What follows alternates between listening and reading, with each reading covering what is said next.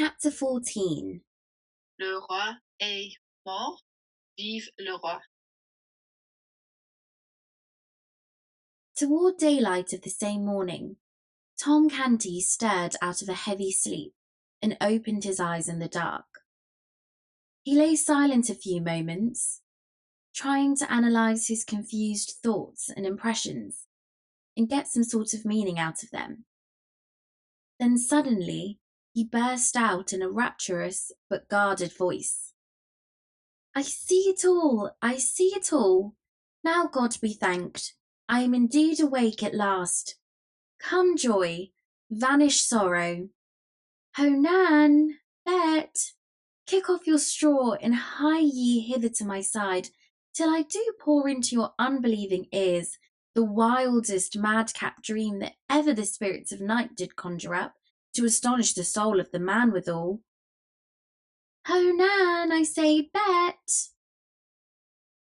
A dim form appeared at his side, and a voice said, "Wilt deign to deliver thy commands?"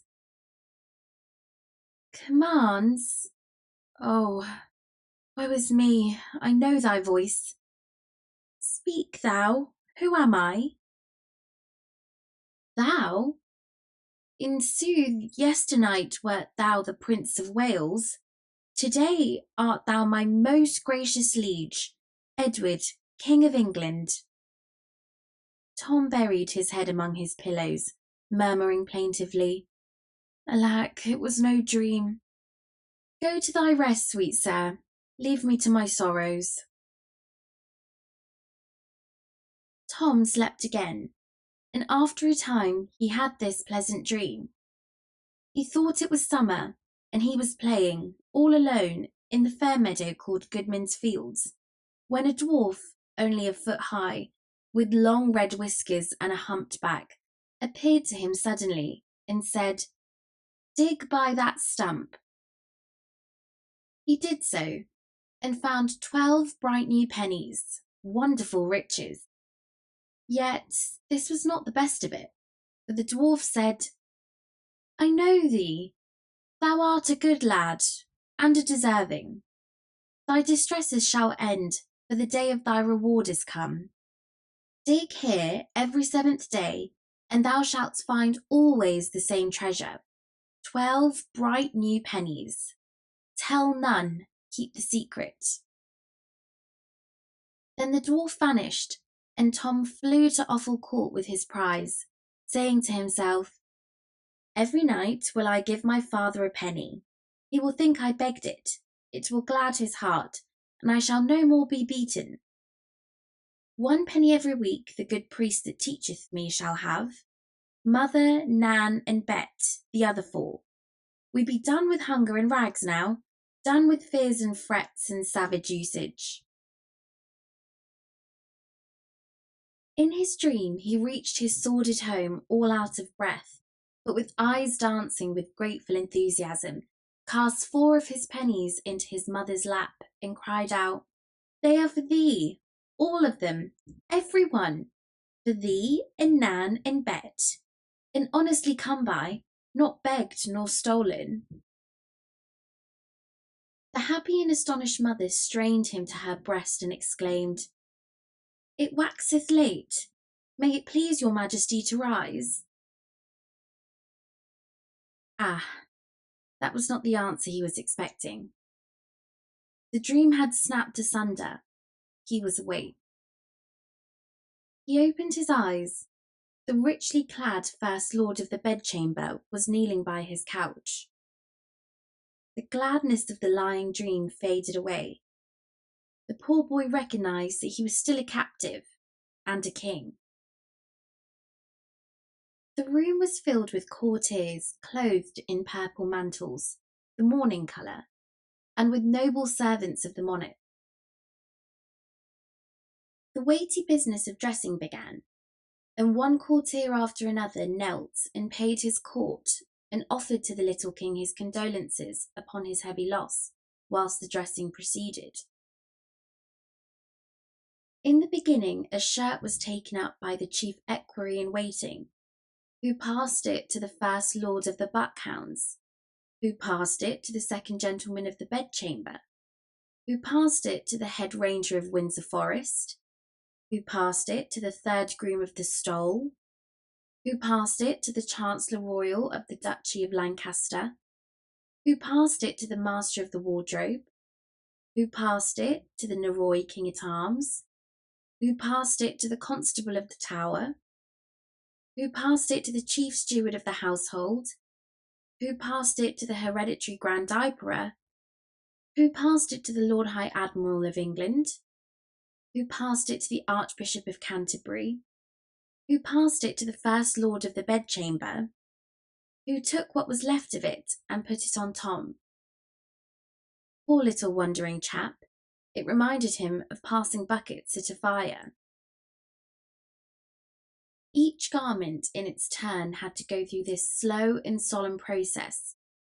Consequently, Tom grew very weary of the ceremony, so weary that he felt an almost gushing gratefulness when he at last saw his long silken hose begin the journey down the line and knew that the end of the matter was drawing near. But he exulted too soon. The First Lord of the Bedchamber received the hose and was about to encase Tom's legs in them when a sudden flash invaded his face, and he hurriedly hustled the things back into the hands of the Archbishop of Canterbury with an astounded look and a whispered, "See, my lord," pointing to a something connected with the hose.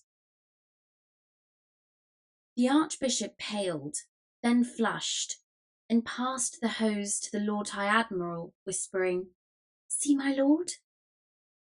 The Admiral passed the hose to the Hereditary Grand Emperor, and had hardly breath enough in his body to exclaim, "See, my lord." The hose drifted backward along the line to the Chief Steward of the Household, the Constable of the Tower, Norroy King-at-Arms, the Master of the Wardrobe, the Chancellor Royal of the Duchy of Lancaster, the third groom of the stole, the head ranger of Windsor Forest, the second gentleman of the bedchamber, the First Lord of the Buckhounds, accompanied always with that amazed and frightened "See, see," till they finally reached the hands of the chief equerry in waiting, who gazed a moment with a pallid face upon what had caused all this dismay, then hoarsely whispered, "Body alive, a tag gone from the truss point to the Tower with the head keeper of the King's hose." After which he leaned upon the shoulder of the First Lord of the Buckhounds to regather his vanished strength, whilst fresh hose, without any damaged strings to them, were brought. But all things must have an end, and so in time Tom Canty was in a condition to get out of bed. The proper official poured water, the proper official engineered the washing, the proper official stood by with a towel, and by Tom got safely through the purifying stage and was ready for the services of the hairdresser royal. When he at length emerged from this master's hands, he was a gracious figure and as pretty as a girl, in his mantle and trunks of purple satin and purple plumed cap. He now moved in state towards his breakfast room through the midst of the courtly assemblage, and as he passed, these fell back, leaving his way free, and dropped upon their knees. After breakfast, he was conducted with regal ceremony, attended by his great officers and his guard of 50 gentlemen pensioners bearing gilt battle-axes, to the throne room, where he proceeded to transact business of state. His uncle, Lord Hertford, took his stand by the throne to assist the royal mind with wise counsel. The body of illustrious men named by the late king as his executors appeared, to ask Tom's approval of certain acts of theirs, rather a form, and yet not wholly a form, since there was no protector as yet.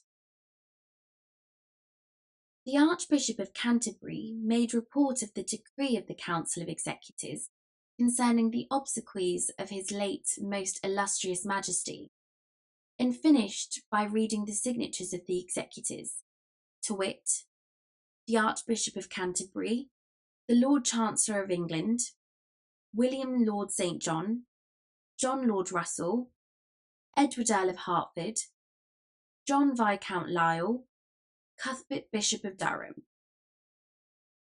Tom was not listening. An earlier clause of the document was puzzling him. At this point, he turned and whispered to Lord Hertford. "What day did he say the burial hath been appointed for?" "The 16th of the coming month, my liege." "'Tis a strange folly. Will he keep?" Poor chap. He was still new to the customs of royalty. He was used to seeing the forlorn dead of Offal Court hustled out of the way with a very different sort of expedition. However, the Lord Hertford set his mind at rest with a word or two. A Secretary of State presented an order of the Council appointing the morrow at 11 for the reception of the foreign ambassadors, and desired the King's assent. Tom turned an inquiring look at Hertford, who whispered, "Your Majesty will signify consent. They come to testify their royal master's sense of the heavy calamity which hath visited your Grace and the realm of England." Tom did as he was bidden. Another secretary began to read a preamble concerning the expenses of the late King's household, which had amounted to £28,000 during the preceding 6 months. A sum so vast that it made Tom Canty gasp. He gasped again when the fact appeared that £20,000 of this money was still owing and unpaid, and once more when it appeared that the King's coffers were about empty, and his 1,200 servants much embarrassed for lack of the wages due them. Tom spoke out with lively apprehension. "We be going to the dogs, 'tis plain. 'Tis meet and necessary that we take a smaller house and set the servants at large. Side, they be of no value but to make delay, and trouble one with offices that harass the spirit and shame the soul. They misbecoming any but a doll, that hath nor brains nor hands to help itself withal. I remember me of a small house that standeth over by the fish market by Billingsgate." A sharp pressure upon Tom's arm stopped his foolish tongue, and sent a blush to his face. But no countenance there betrayed any sign that this strange speech had been remarked or given concern. A secretary made report that forasmuch as the late King had provided in his will for conferring the ducal degree upon the Earl of Hertford, and raising his brother Sir Thomas Seymour to the peerage, and likewise Hertford's son to an earldom, together with similar aggrandizements to other great servants of the crown, the council had resolved to hold a sitting on the 16th of February for the delivering and confirming of these honours, and that meantime the late King, not having granted in writing estates suitable to the support of these dignities, the council, knowing his private wishes in that regard, had thought proper to grant to Seymour £500 lands, and to Hertford's son £800 lands, and £300 of the next bishop's lands, which should fall vacant, his present Majesty being willing. Tom was about to blurt out something about the propriety of paying the late King's debts first, before squandering all this money, but a timely touch upon his arm from the thoughtful Hertford saved him this indiscretion, wherefore he gave the royal assent without spoken comment, but with much inward discomfort. While he sat reflecting a moment over the ease with which he was doing strange and glittering miracles, a happy thought shot into his mind. Why not make his mother Duchess of Offal Court and give her an estate? But a sorrowful thought swept it instantly away. He was only a king in name. These grave veterans and great nobles were his masters. To them, his mother was only the creature of a diseased mind. They would simply listen to his project with unbelieving ears, then send for the doctor. The dull work went tediously on. Petitions were read, and proclamations, patents, and all manner of wordy, repetitious, and wearisome papers relating to the public business. And at last Tom sighed pathetically and murmured to himself, "In what have I offended that the good God should take me away from the fields and the free air and the sunshine, to shut me up here and make me a king and afflict me so?" Then his poor muddled head nodded a while and presently drooped to his shoulder, and the business of the empire came to a standstill for want of that august factor, the ratifying power. Silence ensued around the slumbering child, and the sages of the realm ceased from their deliberations. During the forenoon, Tom had an enjoyable hour, by permission of his keepers Hertford and St. John, with the Lady Elizabeth and the little Lady Jane Grey, though the spirits of the princesses were rather subdued by the mighty stroke that had fallen upon the royal house. And at the end of the visit, his elder sister, afterwards the Bloody Mary of history, chilled him with a solemn interview which had but one merit in his eyes, its brevity. He had a few moments to himself, and then a slim lad of about 12 years of age was admitted to his presence, whose clothing, except his snowy ruff and the laces about his wrists, was of black, doublet hose and all. He bore no badge of mourning, but a knot of purple ribbon on his shoulder. He advanced hesitatingly, with head bowed and bare, and dropped upon one knee in front of Tom. Tom sat still and contemplated him soberly a moment. Then he said, "Rise, lad. Who art thou? What wouldst have?" The boy arose and stood at grateful ease, but with an aspect of concern in his face. He said, "Of a surety, thou must remember me, my lord. I am thy whipping boy." "My whipping boy?" "The same, your grace. I am Humphrey Marlowe." Tom perceived that here was someone whom his keepers ought to have posted him about. The situation was delicate. What should he do? Pretend he knew this lad, and then betray by his every utterance that he had never heard of him before? No, that would not do. An idea came to his relief. Accidents like this might be likely to happen with some frequency, now that business urgencies would often call Hertford and St. John from his side, they being members of the Council of Executors. Therefore, perhaps it would be well to strike out a plan himself to meet the requirements of such emergencies. Yes, that would be a wise course. He would practice on this boy and see what sort of success he might achieve. So he stroked his brow perplexedly a moment or two, and presently said, "Now I seem to remember thee somewhat, but my wit is clogged and dim with suffering." "Alack, my poor master!" exclaimed the whipping boy with feeling, adding to himself, "In truth, 'tis as they said, his mind is gone. Alas, poor soul! But misfortune catch me, how am I forgetting? They said one must not seem to observe that aught is wrong with him." "'Tis strange how my memory doth wanton me these days," said Tom.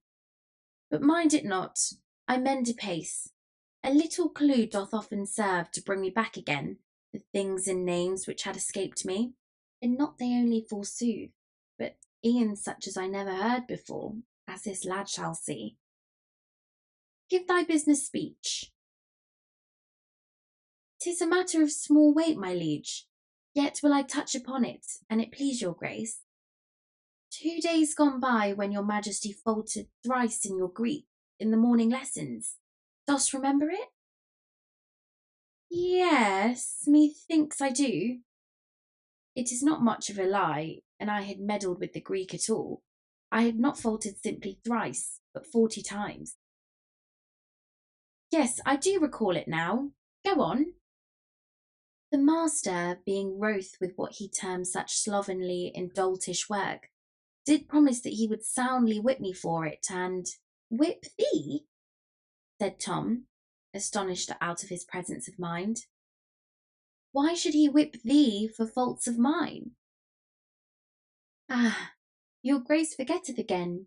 He always scourgeth me when thou dost fail in thy lessons. True, true, I had forgot. Thou teachest me in private, then if I fail, he argueth that thy office was lamely done, and oh, my liege, what words are these? I, the humblest of thy servants, presume to teach thee? Then where is thy blame? What riddle is this? Am I in truth gone mad, or is it thou? Explain, speak out. But good your majesty, there's naught that needeth simplifying. None may visit the sacred person of the Prince of Wales with blows. Wherefore, when he faulteth, 'tis I that take them, and meet it is, and right, for that is mine office and my livelihood. Tom stared at the tranquil boy, observing to himself, Lo, it is a wonderful thing, a most strange and curious trade. I marvel they have not hired a boy to take my combings and my dressings for me. Wouldst heaven they would, and they will do this thing. I will take my lashings in mine own person, giving God thanks for the change. Then he said aloud, And hast thou been beaten, poor friend, according to the promise? No, good your majesty, my punishment was appointed for this day, and peradventure it may be annulled, as unbefitting the season of mourning that is come upon us.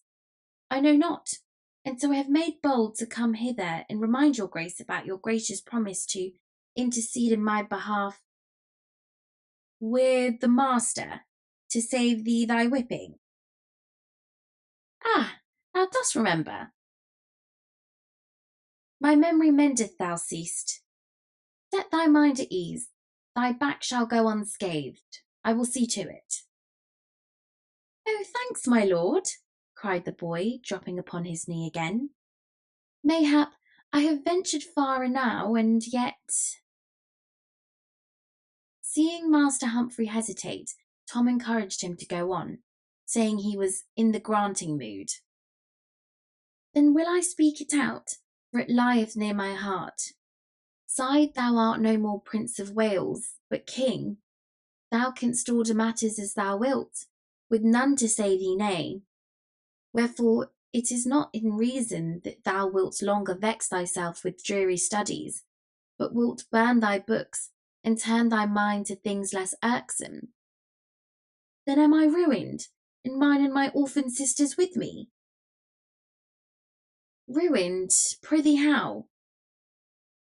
My back is my bread, O my gracious liege. If it go idle, I starve. And thou cease from study, mine office is gone. Thou'lt need no whipping boy. Do not turn me away.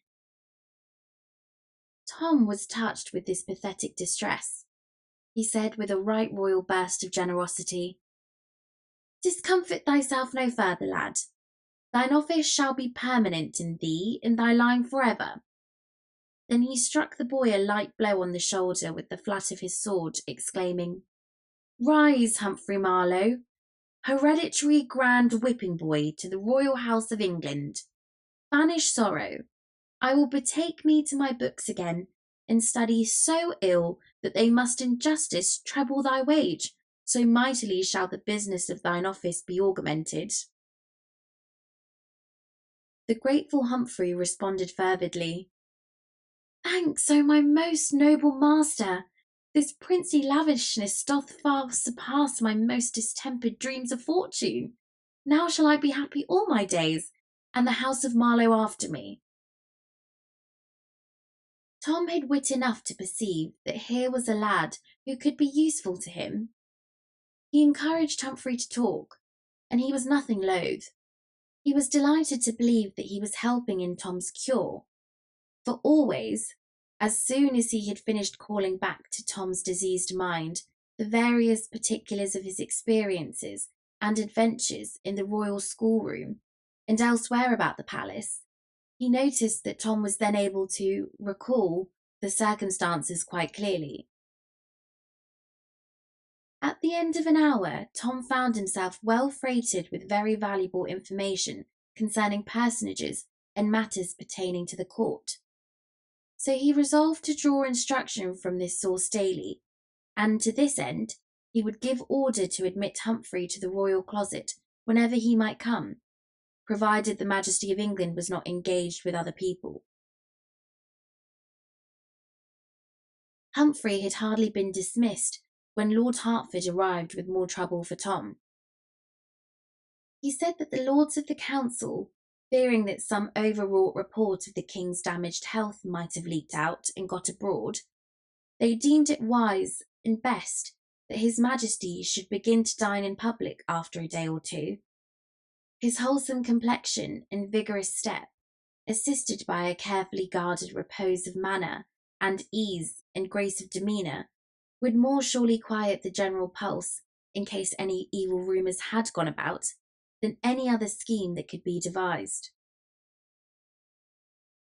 Then the Earl proceeded very deliberately to instruct Tom as to the observances proper to the stately occasion, under the rather thin disguise of reminding him concerning things already known to him. But to his vast gratification, it turned out that Tom needed very little help in this line. He had been making use of Humphrey in that direction, for Humphrey had mentioned that within a few days he was to begin to dine in public, having gathered it from the swift-winged gossip of the court.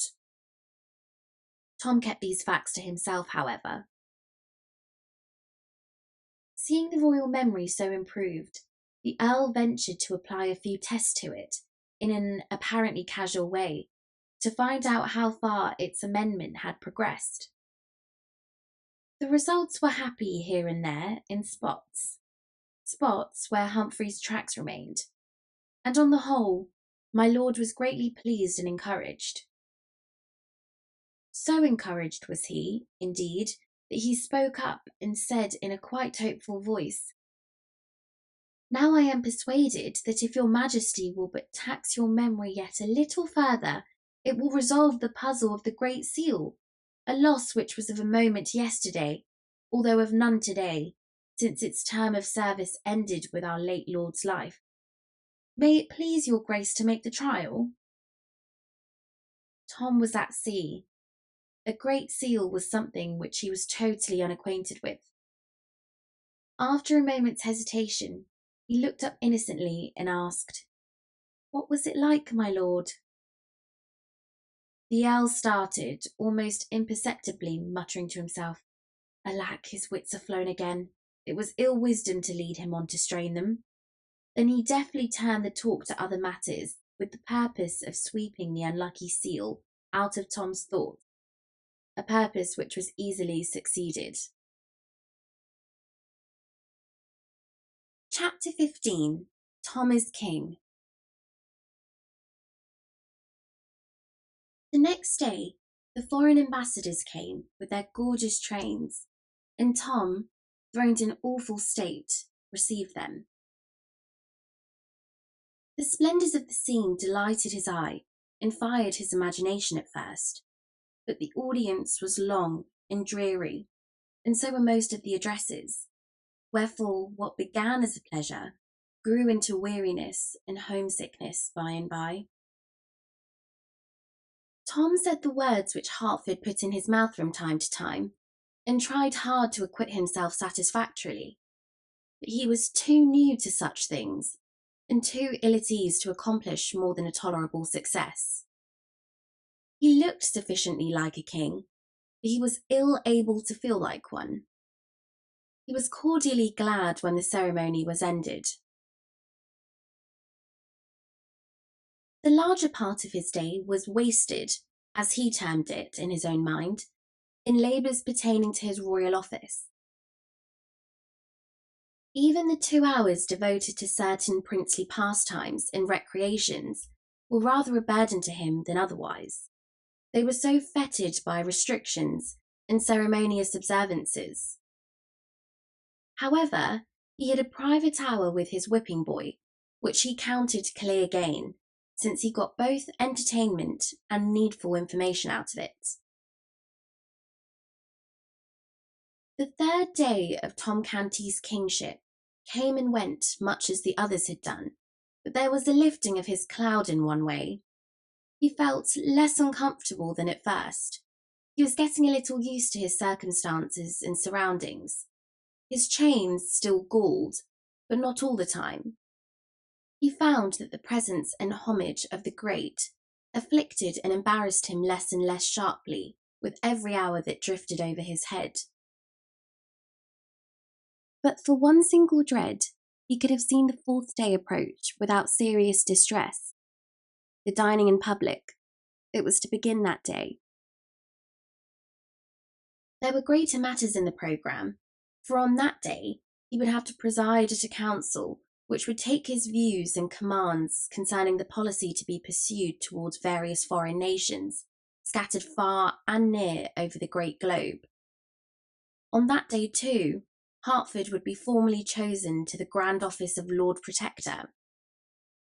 Other things of note were appointed for that fourth day also, but to Tom they were all insignificant compared with the ordeal of dining all by himself with a multitude of curious eyes fastened upon him, and a multitude of mouths whispering comments upon his performance, and upon his mistakes, if he should be so unlucky as to make any.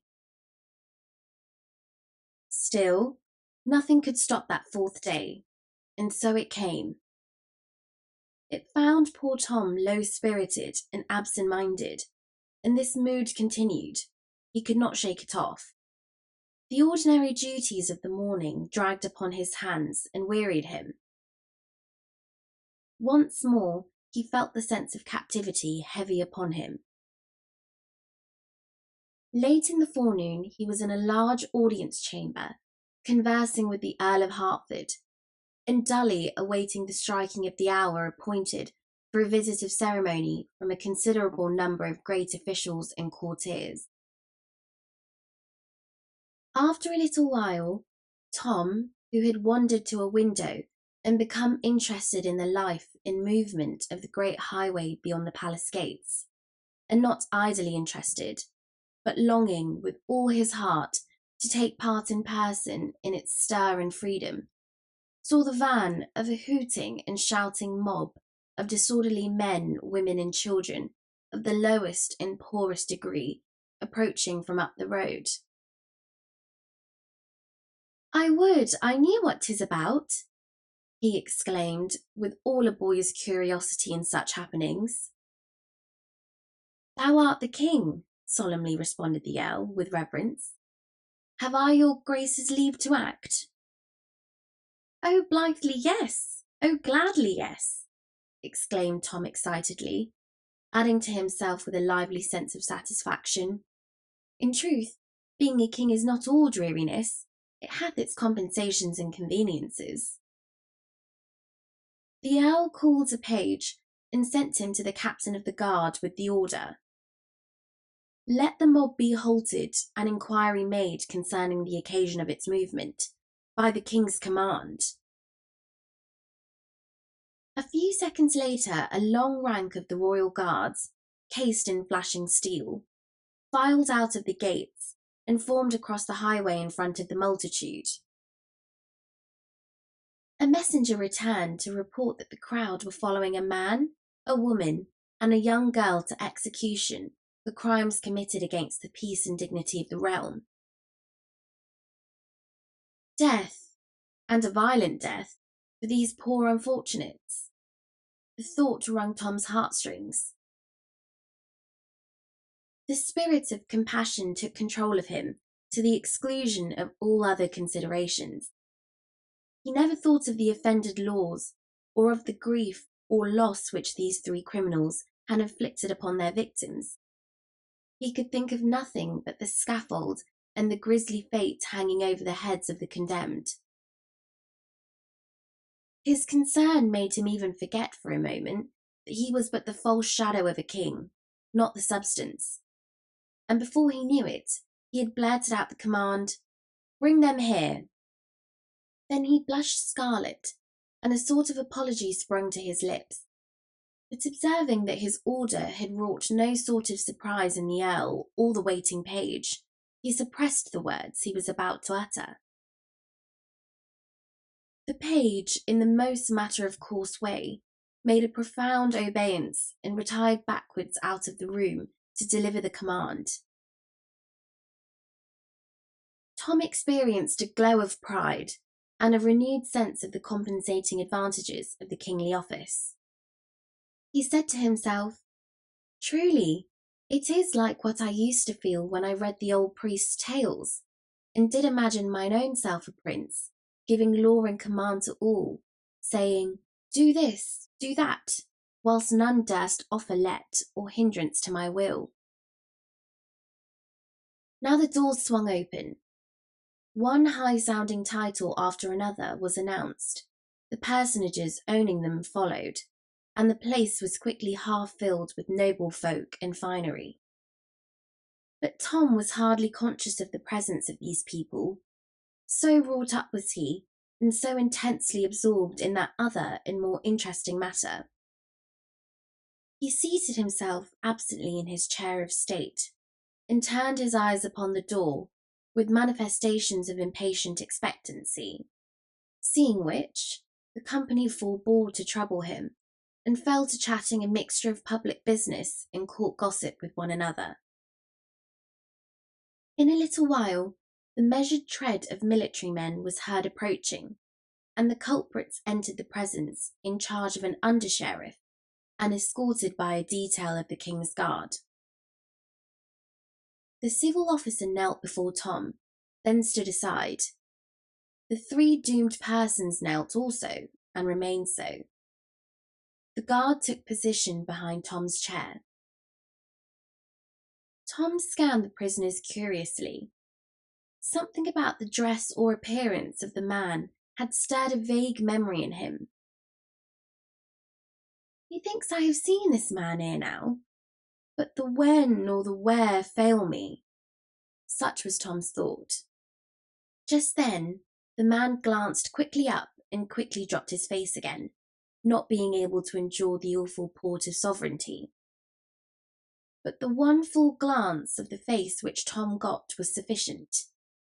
He said to himself, "Now is the matter clear.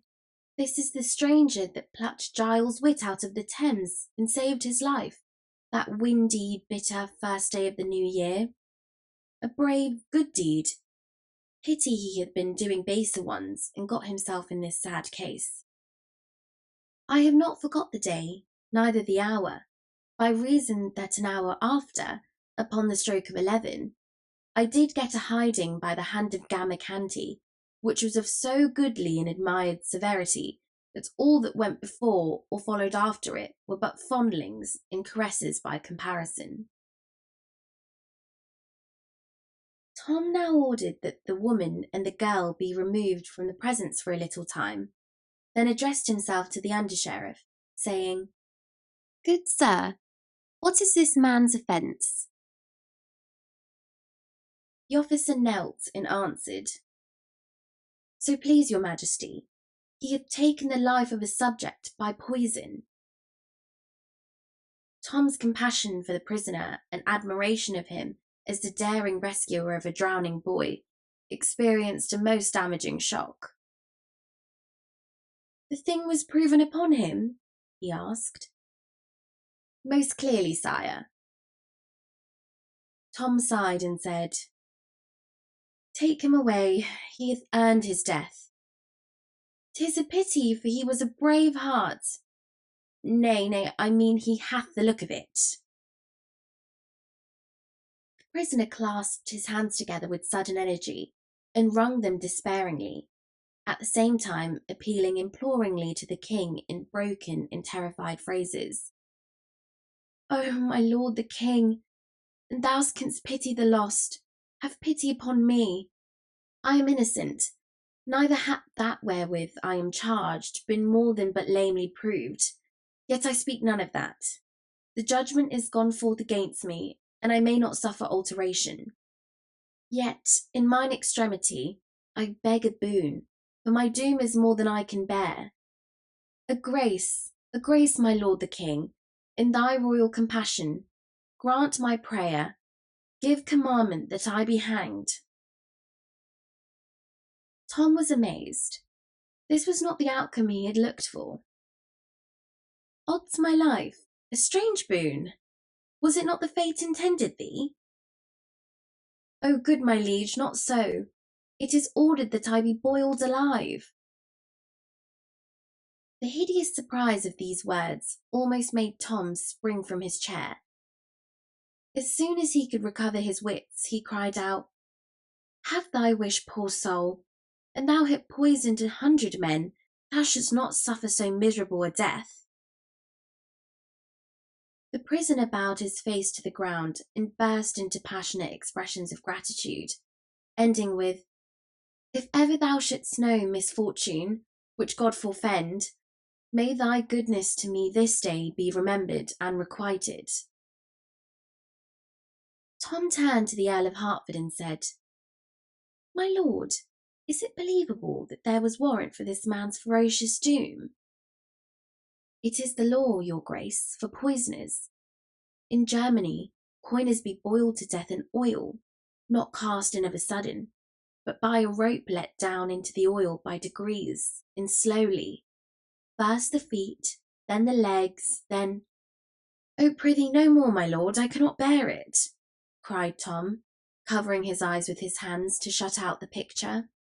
I beseech your good lordship, that order be taken to change this law. Oh, let no more poor creatures be visited with its tortures. The Earl's face showed profound gratification. He was a man of merciful and generous impulses, a thing not very common with his class in that fierce age. He said, These your grace's noble words have sealed its doom. History will remember it to the honour of your royal house. The under-sheriff was about to remove his prisoner. Tom gave him a sign to wait, then said, Good sir, I would look into this matter further. The man has said his deed was but lamely proved. Tell me what thou knowest. If the king's grace please, it did appear upon the trial that this man entered into a house in the hamlet of Islington, where one lay sick. 3 witnesses say it was at 10 o'clock in the morning, and 2 say it was some minutes later. The sick man being alone at the time, and sleeping, and presently the man came forth again and went his way. The sick man died within the hour, being torn with spasms and retchings. Did any see the poison given? Was poison found? Marry, no, my liege. Then how doth one know there was poison given at all? Please your majesty, the doctors testified that none die with such symptoms, but by poison.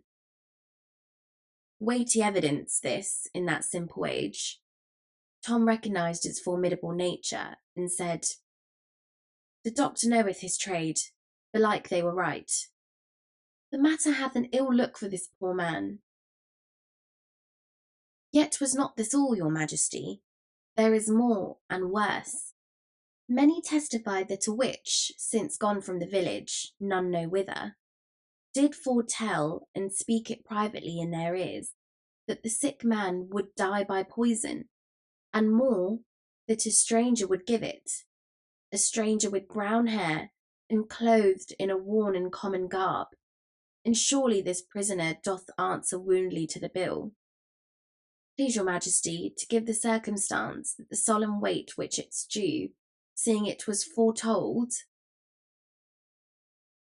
This was an argument of tremendous force in that superstitious day. Tom felt that the thing was settled. If evidence was worth anything, this poor fellow's guilt was proved. Still, he offered the prisoner a chance, saying, If thou canst say aught in thy behalf, speak. Naught that will avail, my king. I am innocent, Yet cannot I make it appear? I have no friends, else might I show that I was not in Islington that day. So also might I show that at the hour they name I was above a league away, seeing I was at Wapping Oldstairs.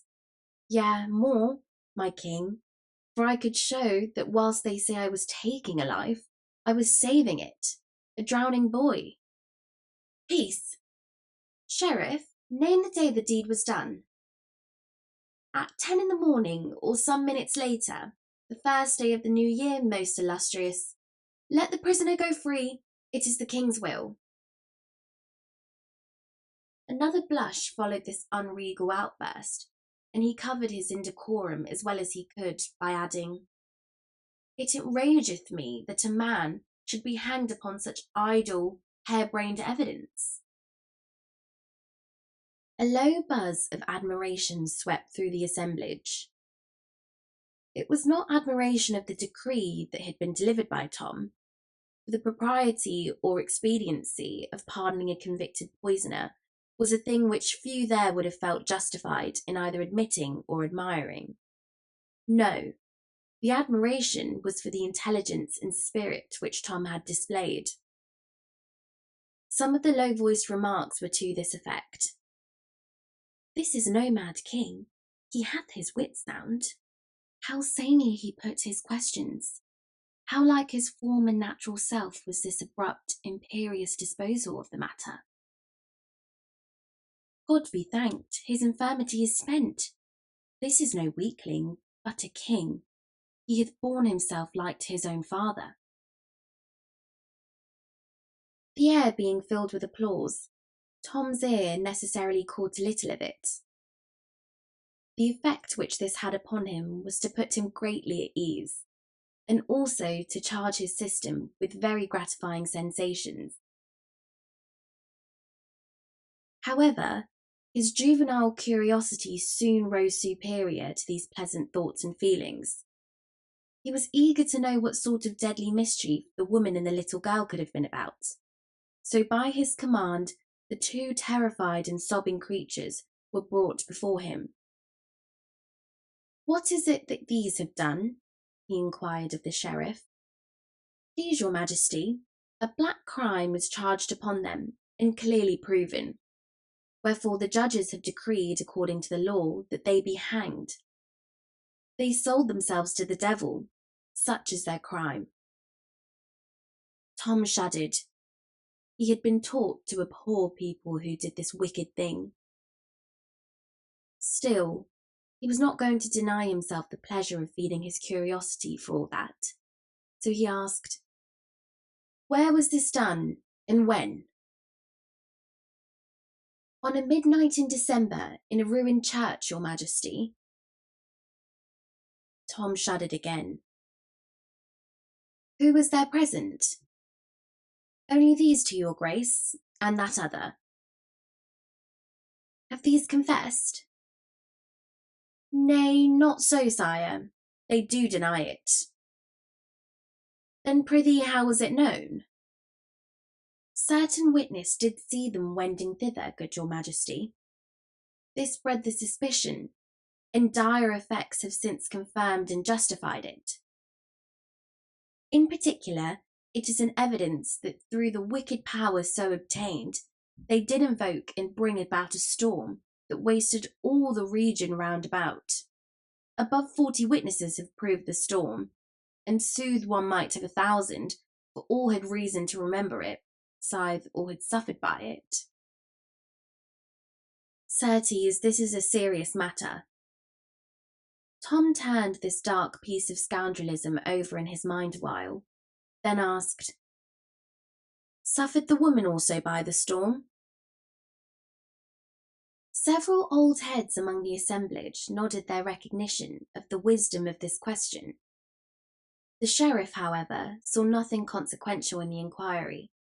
He answered with simple directness, Indeed did she, your majesty, and most righteously, as all ever. Her habitation was swept away, and herself and child left shelterless. Methinks the power to do herself so ill a turn was dearly bought. She had been cheated had she paid but a farthing for it. That she paid her soul, and her child's, argueth that she is mad. If she is mad, she knoweth not what she doth, therefore sinneth not. The elderly heads nodded recognition of Tom's wisdom once more, and one individual murmured, "And the king be mad himself, according to report? Then is it a madness of a sort that would improve the sanity of some I wot of, if by the gentle providence of God they could but catch it." "What age hath the child?" asked Tom. "9 years, please your majesty." "By the law of England may a child enter into covenant and sell itself, my lord?" asked Tom, turning to a learned judge. "The law doth not permit a child to make or meddle in any weighty matter, good my liege, holding that its callow wit unfitteth it to cope with the riper wit and evil schemings of them that are its elders. The devil may buy a child if he so choose, and the child agree thereto, but not an Englishman. In this latter case, the contract would be null and void." "It seemeth a rude, unchristian thing, and ill-contrived, that English law denieth privileges to Englishmen to waste them on the devil," cried Tom with honest heat. This novel view of the matter excited many smiles, and was stored away in many heads to be repeated about the court as evidence of Tom's originality, as well as progress toward mental health. The elder culprit had ceased from sobbing, and was hanging upon Tom's words with an excited interest and a growing hope. Tom noticed this, and it strongly inclined his sympathies towards her in her perilous, unfriended situation. Presently he asked, "How wrought they bring the storm?" "By pulling off their stockings, sire." This astonished Tom, and also fired his curiosity to fever heat. He said eagerly, "It is wonderful. Hath it always this dread effect?" "Always, my liege, at least if the woman desire it and utter the needful words, either in her mind or with her tongue."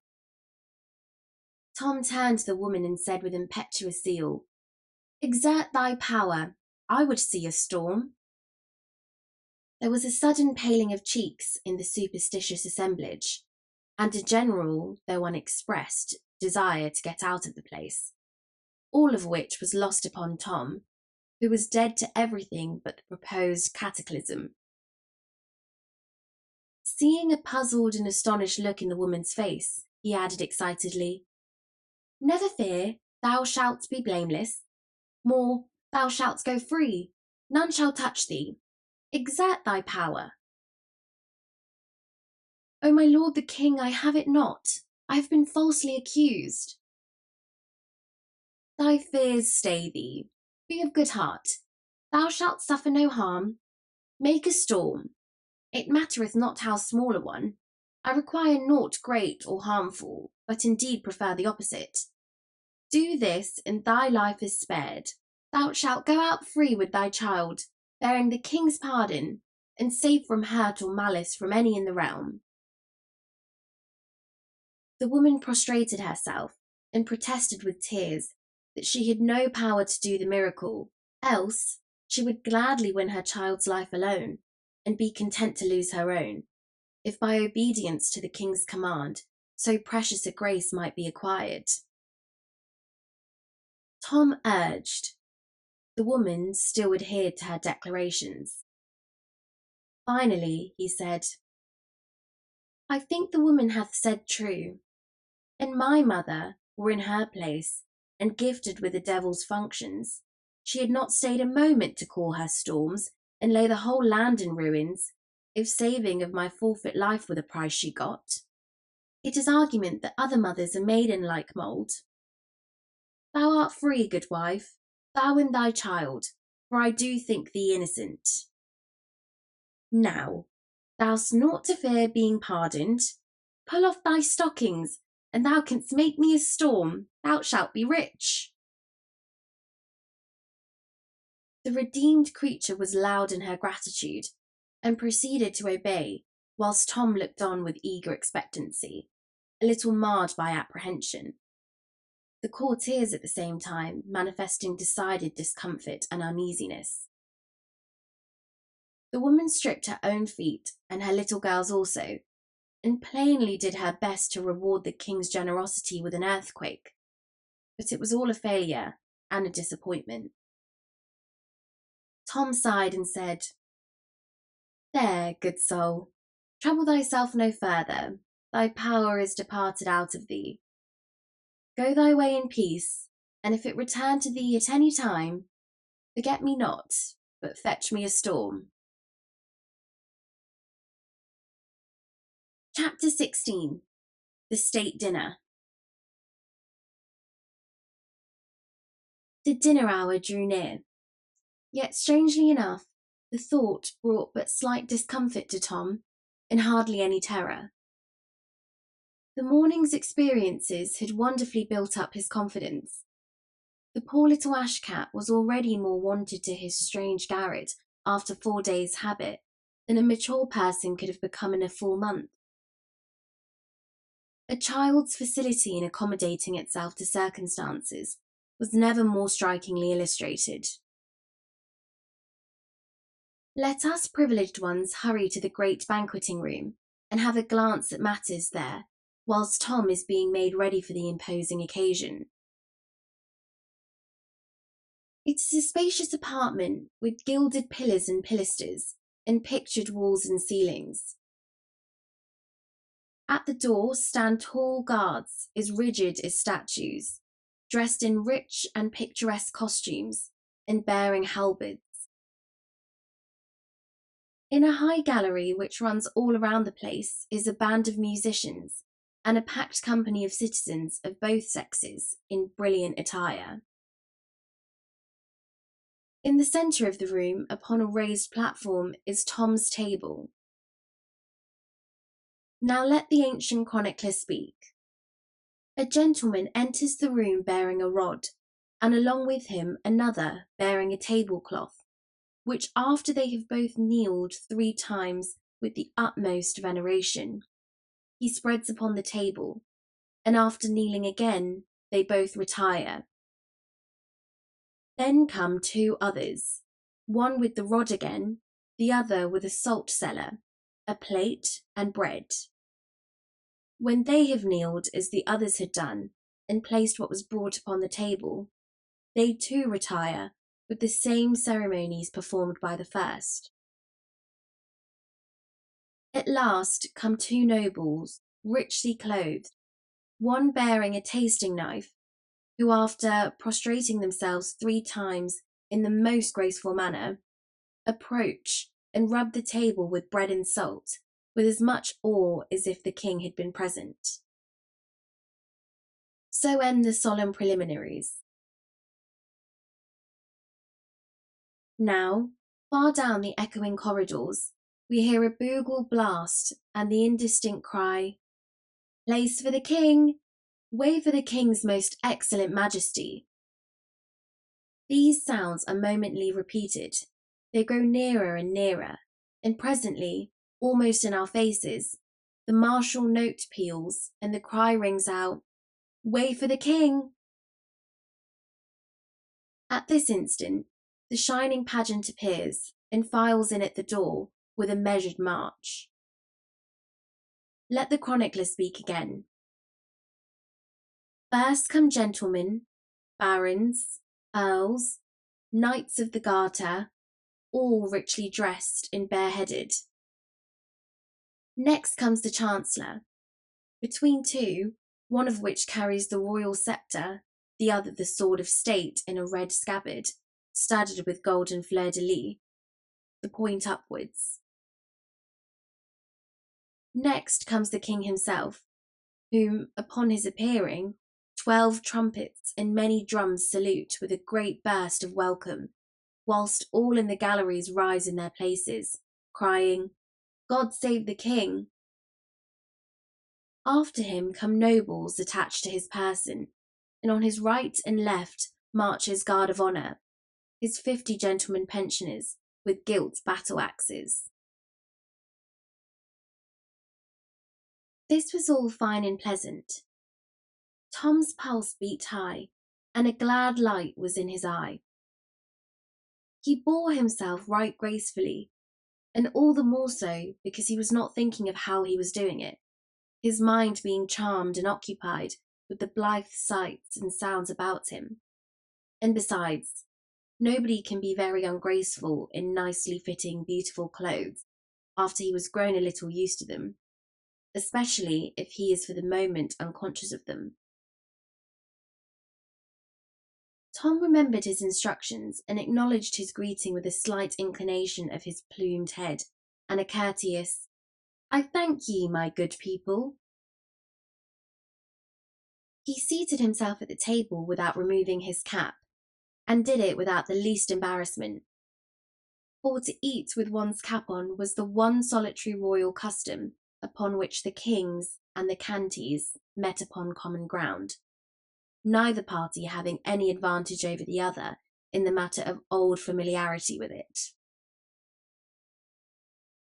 The pageant broke up and grouped itself picturesquely, and remained bareheaded. Now to the sound of gay music, the yeomen of the guard entered. The tallest and mightiest men in England, they be carefully selected in this regard. But we will let the chronicler tell about it. The yeomen of the guard entered, bareheaded, clothed in scarlet with golden roses upon their backs, and these went and came, bringing in each turn a course of dishes, served in plate. These dishes were received by a gentleman in the same order they were brought, and placed upon the table, while the taster gave to each guard a mouthful to eat of the particular dish he had brought, for fear of any poison. Tom made a good dinner. Notwithstanding, he was conscious that hundreds of eyes followed each morsel to his mouth, and watched him eat it with an interest which could not have been more intense if it had been a deadly explosive, and was expected to blow him up and scatter him all about the place.